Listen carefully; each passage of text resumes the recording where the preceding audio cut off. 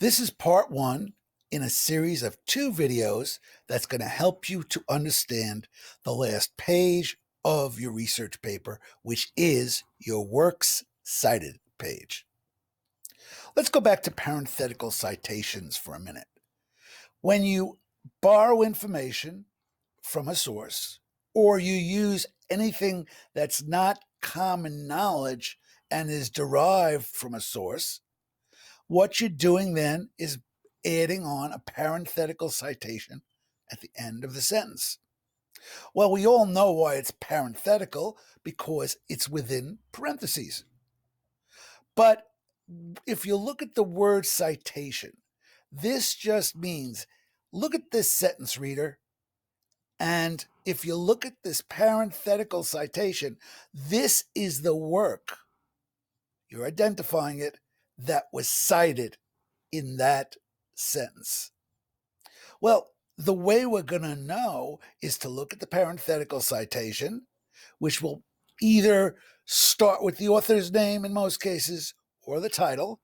And what we want to be able to do is find a list of all the sources used, all of the works that are cited, all the works that contributed to the ideas and the information you're presenting in your research paper. Now, the reason it's called Works Cited is because it presumes that there's more than one work. Therefore, it's going to be called Works Cited. And on that page, which starts at the end of your paper, you're going to be listing the sources that you've used in doing your research, in gathering information which you didn't know, or gathering quotes which you're including in your paper itself. Now, the reason I said at the beginning that there can be works cited pages is because although you're listing only a few works, and they can definitely be contained on a works cited page without the S. Remember that you're going to be doing a lot of research papers, my seniors do, where there's a lot more than one page worth of the works listed that are cited in the paper. So you might have works cited pages. It may take up one page, as yours will, or it could take up 10 pages. It depends on how many works, how many sources you've referred to or cited in your paper. Now, the reason I titled this slide, How to Construct It Properly, is because in a way it's a matter of construction. And like all construction, there really is a best way to do it. In this case, there's an only way to do it, and it's going to depend on what format or style you're using. We're using MLA, which means that there's a very specific format to list the works that you used to get the information that's now contained in your paper. Now, I'm going to go over this in some detail, but I can't cover every possibility. For instance, someone might use an interview. You didn't use that in this particular case, but if someone has an interview, they've got to put it on the Works Cited page. Now, you say, well, it's a human being. In a way, we're looking at the human being as a source, and therefore we're also calling the human being that we interviewed part of the listing of sources. Therefore, it's got to be on the Works Cited page. And there are other situations, movies and videos and just about anything you could think of. If you don't see the example when I go over all this, all you have to do is go to that friendly site, Owl Purdue. And Owl Purdue, again, has a lot more format possibilities because it doesn't just include MLA and ALA, but we're using MLA, so there's only one right way to do this. But you can refer to Owl Purdue, which is the website by Purdue University. You can put it right in the Google search engine, And what you'll find then when you finish the connection, when you make the connection, when you search, is a site that's full of information that's very technical, but that could be helpful in a research paper. Now, I'm giving you basic rules here because there are so many different examples, which we will go over in part two, but this is the basic set of rules, or at least this is part of what you would have to list as very important if you want to know this subject. The first is that the Works Cited page is a separate page at the end of your paper. That means that it can't be started right below your conclusion. You must obviously start the next page with the title, not underlined, Works Cited. And then you have your list of sources. And it should be entitled as such, again, with the words Works Cited on the designated page, which in this case is not part of the last page of your text. It is a separate new section. Now, here's one of the keys, and this is a little confusing, but you can't disobey the rules of how to do this list of sources. First of all, every entry must be entered alphabetically according to the first word, the first letter of the first word of the entry. What does this mean? It means that you're going to alphabetize it, but sometimes you're going to use the last name of the author, and sometimes you're going to use the title. In other words, if it's a title and you're alphabetizing it along with some other work that has the title plus the author's name, we're going to prefer to use in the alphabetization. And this is because this is the way it's constructed. We're going to use the first letters of the title or the first letters of the author's last name. There are exceptions, but for the most part, this is a pretty solid rule.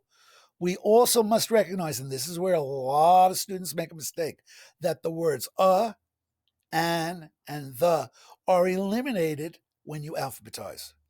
That means if you have a title that begins, let's say, with the word the best in the world, that's the title of the article. We're not going to look at the word we're going to alphabetize it according to the second word, in this case, best. So it's going to be in the B section. So please understand that that's true. Also, you don't number these, you don't put bullets in front of them. There really is a standard format. And I say, as I did with the parenthetical citation, either it's right or it's wrong. Every bit of punctuation must be in the appropriate space where there's nothing in the source that needs in the listing any kind of punctuation. You follow that. Whatever is in the model, you're going to follow exactly. Okay, now this is a really important thing, and I do have an illustration on the bottom. When you start your Works Cited page, of course, you're going to have letters A, B, C. You're going to alphabetize according to the letters of the alphabet. But one thing you must remember, and this is not negotiable, it's something that must be done, that the first line of the entry, the first line of the listing, the first line that identifies the source is going to be one that you construct which goes all the way to the left-hand margin. And then you're going to indent every subsequent or every following line. This is not negotiable. If I look down at your Works Cited page and I see that nothing is indented, I don't have to even look any further. It's done incorrectly. There's no negotiating this. So if you look at the example on the bottom, here we do have the author's name, and his name is John Gowdy. And of course, we invert it because that's the way it's done. That's the model. We put a period after it. Notice it's Gowdy, last name, comma, first name, period. If you were to write Gowdy, space, John, period, it would be wrong. If you left out the period, it would be wrong. This is not something I made up. This is something that colleges will expect of you, and so will your other high school teachers. Notice we have the name of the source. In this case, it's an article in a journal. It's a section of a journal. Journals are academic publications, which may have and will have actually a bunch of different articles written by different people, usually, and it's all in one particular publication. Now, that's similar to an anthology in a way, because an anthology is a bunch of works put together in a book. Anyway, the name of the journal that this particular article came from is International Journal of Sustainable Development and World Ecology. That's quite a mouthful. And the name of the article that we looked at and took from the International Journal of Sustainable Development and World Ecology is Avoiding Self-Organized Extinction Towards a Co-Evolutionary Economics of Sustainability. Now notice, this is obviously it's a shorter work in that it's an article within a journal. And because it's an article within a journal, it's considered short. Now, it might be 20 pages, and you might say, oh, that's long. No, it's not considered long.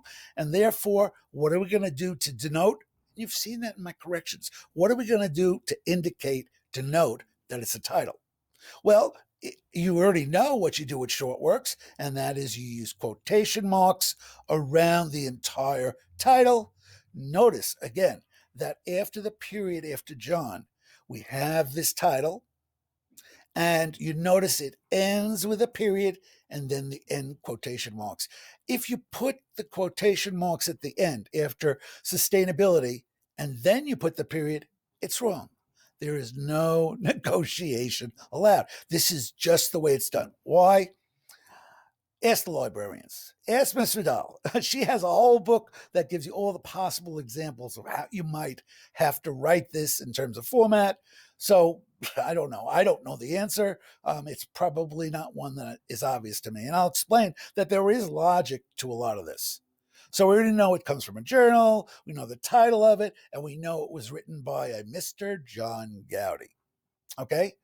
Now, journals come in volumes.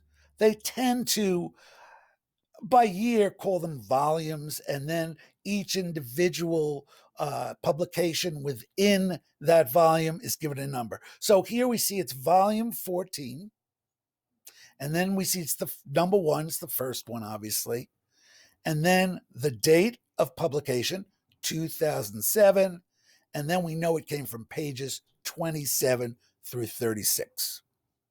Okay, now notice again, volume is abbreviated, perfectly fine. You have to put the period to indicate it is an abbreviation.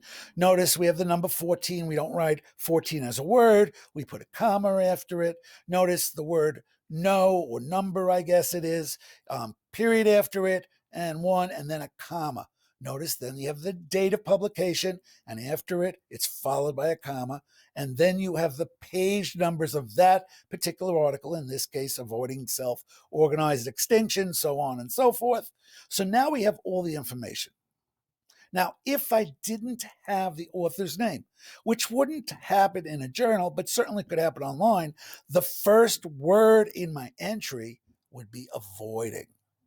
Now, that makes a big difference because if I'm alphabetizing and I have the author's name, I'm going to alphabetize by the author's last name. So this particular entry is going to be in the G section.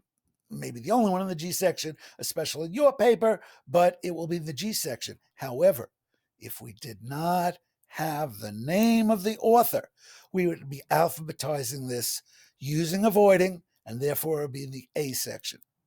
There is a logic to this.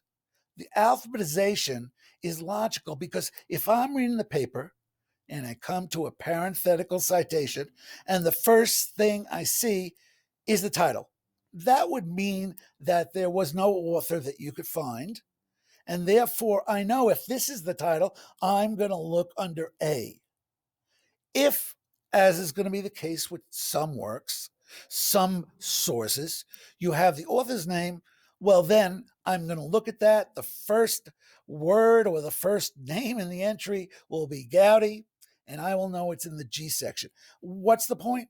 I can quickly look and find where you got the information. Now, why might I do that? Well, first is to see if you're getting it from accurate sources, reliable sources. And I can look at this, and quite frankly, I know it's reliable because it's a journal, and I can tell by the name it must be reliable. But it allows me to get to the source, the entire listing of the source, really easily because it's alphabetized and because there's a certain logic to that. Now, in your paper, it doesn't make an apparent difference. I could find a work out of 4 or 5 or 6, and that won't be a problem. But imagine there are 35 sources and it's alphabetized. I could find the source quickly. There's another reason to include this information, aside from saying, well, I got this information and I assume it's correct because it came from this particular journal. The other reason is I'm really curious about the coevolutionary economics of sustainability. I must tell you I'm not. But if I were, I could find the source of the information you had in that particular sentence, and I saw a parenthetical citation, and maybe I'd want to look further. Maybe I want to read the article itself. You didn't really quote the whole article. You may not have brought in all the facts of the article, but I am so curious about coevolutionary economics of sustainability that I'm going to want to find that book or that journal or that article, whatever it is, and I'm going to do it because I'm curious. And remember the indentations. I've even written arrows, or I've pasted arrows on here so you know the second and third line, because they're not the first, is indented, and the first line goes to the margin. Okay, so I went over this example, but again, it gives me all the information I need to find the source and to find that exact article. Now, what happens if you don't have the pages? Well, then you'll leave them out. I mean, there are things here that you may not be able to find. You really should, in good conscience, and because it's a procedure, you really should get all of the information from your source so that you have a full entry. However, there's going to be times when something's missing. In most cases, I think if you look at OWL, that will be indicated in the format section on how it's put together. And you remember, there are all sorts of possibilities. Well, next time, we're actually going to look at a Works Cited page. And we're going to see how it's alphabetized, what kind of information is in it. Now, this is going to be a longer Works Cited page, but it'll give you a good idea of some of the possibilities you might encounter in putting together this list of sources that you used. Notice the thrill and the joy of Ren and Stimpy in the cartoon below. They love doing Works Cited pages, but you can tell by their expressions, they're kind of mad.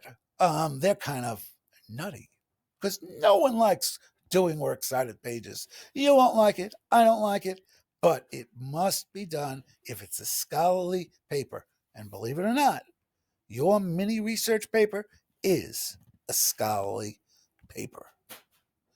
Thanks for listening, and I'll see you next time.